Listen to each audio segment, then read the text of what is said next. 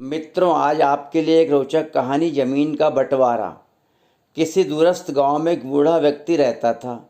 एक दिन वह अधिक बीमार पड़ गया। उसने अपने दोनों पुत्रों को बुलाकर कहा, मैंने खेतों का तुम दोनों में बंटवारा कर दिया है।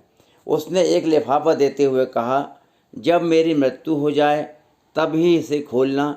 दोनों पुत्रों ने वह लिफाफा लेकर कहा, ठीक है पिताजी। दूसरे दिन शाम के समय उस बूढ़े ग्रामीण की मृत्यु हो गई।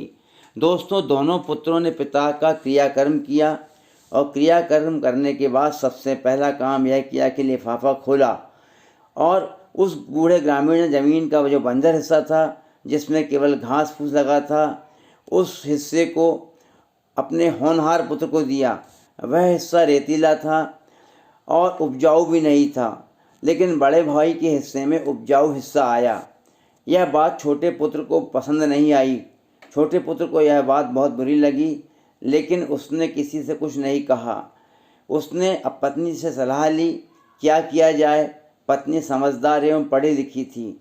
दोस्तों, उस समय पत्नी ने उससे कहा, ज़मीन की मिट्टी का नमूना किसी प्रयोगशाला में चेक करवा लेते हैं, इसमें क्या पैदा हो सकता है, उसके बाद ही ज़मीन का उपयोग करने के बारे में विचार करेंगे। छोटे पुत्र को पत्नी का सुझाव पसंद आया। दोस्तों, सुझाव सुनने के बाद उस पर अमल करने के लिए उस छोटे पुत्र ने शहर में मिट्टी की जांच कराई। वह बंजर रेतीली ज़मीन थी जिसमें कुछ भी पैदा होना संभव नहीं था, लेकिन प्रयोगशाला के कृषि वैज्ञानिक ने छोटे पुत्र से कहा, छोटे पुत्र को समझाया, इस बंजर रेतीली ज़मीन पर आप कोई कटीली वनस्पति की उपज लें। आप चाहें तो इसमें ग्वारपाठा लगा लें, जिसे हम एलोवेरा भी कहते हैं। दोनों ग्वारपाठा की फसल लेने के लिए खेत को तैयार करने लगे। दोनों ने अथक परिश्रम किया और उनके अथक परिश्रम के बाद उन्होंने ग्वारपाठा लगाया, एलोवेरा लगाया। ज़मीन एलोवेरा के अनुकूल थी। पहले वर्ष ही बम्पर फसल पैदा हुई। छोटे पुत्र को फसल बेचने कहीं भी नहीं जाना पड़ा। दोस्तों, शहर से वनस्पति से दवाई बनाने वाली कंपनी ने खेत में आकर पूरी फसल 2 लाख रुपए देकर खरीद ली और फसल खरीदने के साथ ही अगले 3 वर्षों तक अच्छे दाम में फसल खरीदने का सौदा भी किया। छोटा पुत्र समझ गया कि क्यों पिताजी ने उसे यह खेत सौंपा था।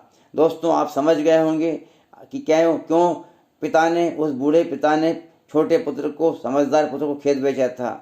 कहानी से आपको क्या शिक्षा मिली? दोस्तों, आपके हिस्से में जो भी आए सहज स्वीकार करें। यह खेती नहीं, जीवन के प्रत्येक क्षेत्र में लागू होता है, इसलिए कभी भी निराश ना हो। इस वीडियो को लाइक करें, चैनल को सब्सक्राइब करें और आपके विचार मुझे कमेंट बॉक्स में दें। अगले वीडियो में मिलता